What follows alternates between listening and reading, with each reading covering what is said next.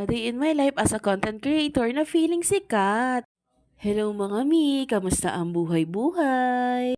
Ako nga pala si Mima Vlog na feeling sikat. For today's video nga mga Mima, samahan nyo ako mag-grocery dito sa Safe sa Talang Candaba. At dahil nga walang laman na ang stockan namin, mag-grocery tayo. At the same time mga Mima, tayo ay sumahod sa TikTok. By the way nga pala mga Mima, isa nga pala akong full-time athlete sa TikTok.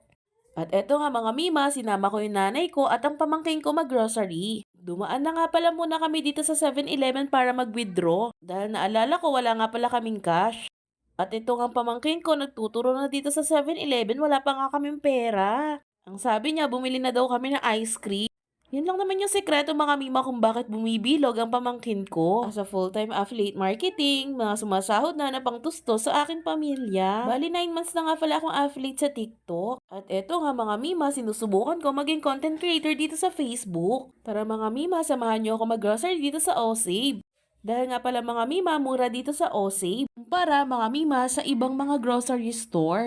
Kaso ang problema lang dito mga Mima, kulang-kulang nga lang. At isa din dito sa problema mga Mima, kailangan magdala ka ng eco bag mo. Dahil ang rules nga pala dito ay wala nga palang plastic. Ang OSave nga pala mga Mima ay eco-friendly. Kada sumasahod nga pala ako sa pagiging affiliate, ito yung gustong gusto ko, nag-grocery. Nung ako nga pala ay nakikipagtrabaho pa sa ibang kumpanya, hindi ako nakakapag-grocery madalas.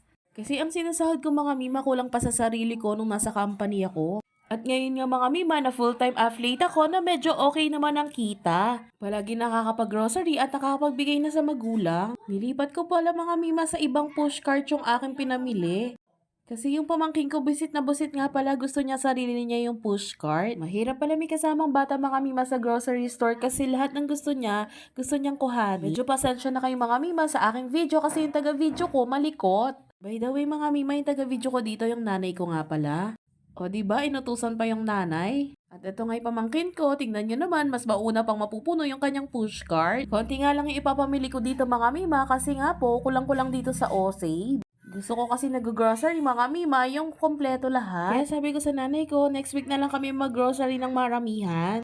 Kuhanin na lang namin yung talagang gagamitin namin ngayong week. Kumuha na nga din pala ako dito mga Mima ng 4 cubes para pang sigang. Kumuha na nga din pala ako ng gatas para pang sopas mamaya. Ito nga mga Mima, kumuha na ako ng mga pancit canton at noodles. Ito nga pala yung gamot namin sa UTI. So may pa-challenge nga pala ako sa inyo mga Mima kung gusto mo magkaroon ng GCash. Hulaan nyo nga lang pala mga Mima kung magkano lahat-lahat ng aking na-grocery. 300 pesos nga pala ang mapapanalo ng mga Mima sa mga makakahula kung magkano ang nasa resibo. Basta mga Mima, malapit yung sagot mo, ikaw ang mananalo. Isa lang naman ang requirements mga Mima, kailangan naka-follow ka sa akin. Mag-comment nga lang pala kayo mga Mima ng amount at taga saan kayo. Ang siyang makahula mga Mima, isasend ko na lang sa GCash. At eto nga mga Mima, malapit na pala akong matapos mag-grocery. Nagmumuryot nga pala dito yung pamangkin ko, gusto niya maraming laman yung pushcart niya. Kaya eto, kinuha ko yung mga gusto niyang kinakain na snack. O diba mga Mima, kasakit ng may kasamang bata kayong grocery? Kaya sabi ko sa nanay ko, tara na magbayad na tayo. Baka mas marami pa ibabayaran ko sa pamangkin ko compare dun sa stock namin sa bahay. Kaya mga Mima, inaya ko na sila dito sa cashier. At eto nga pala mga Mima, nakadalawang basket ako dyan. Hulaan nyo na lang kung magkano ito lahat-lahat.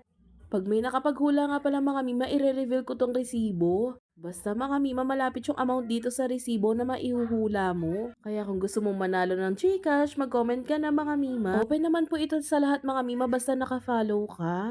At eto nga, pagkatapos nga i-punch sa cashier at mabayaran, nilalagay ko nga pala ito sa eco bag. Bumili pa nga akong eco bag dyan ng mga Mima kasi nga isa lang yung dala ko eco bag. Eto nga mga Mima, pauwi na kami. Diyos ko, sobrang init pa mo ngayon. 10:00 na kasi to ng umaga kaya sobrang init na. Na-realize ko dito mga Mima na sayang yung rejuvenating na ginagamit ko. Hanggang dito na lang mga Mima. Salamat!